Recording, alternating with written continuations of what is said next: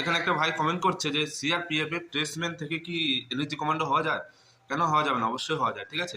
তোমাকে যেটা করতে হবে, তুমি ট্রেসম্যানের যে কোনো পদে তুমি সিলেক্টেড হয়ে গেলে, যেমন ওয়াশারম্যান হোক, কুক হোক, সুইপার হোক, ঠিক আছে, এইসব পদে তোমাকে সিলেক্টেড হতে হবে। তারপর তোমাকে 5 বছর সার্ভিস করতে হবে। তো 5 বছর সার্ভিস করার পর তোমার ওখানে অফিসে সাথে কন্ট্যাক্ট রাখতে হবে। তুমি যে জায়গায় পোস্ট হবে সেখানে অফিসে কন্ট্যাক্ট রাখতে হবে। যখনই এনএসজি কমান্ডো ডিমান্ড আসবে তখন তোমার নামটা দিয়ে দিতে হবে।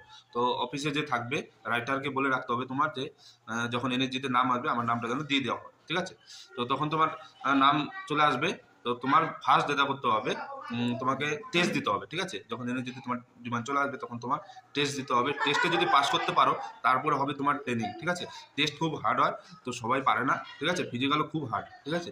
তবুও যদি তোমার মধ্যে সেরকম ট্যালেন্ট থাকে তুমি অবশ্যই এনএসজি কমান্ডো হতে পারবে, ঠিক আছে। টেনশন নেওয়ার দরকার নেই, ঠিক আছে।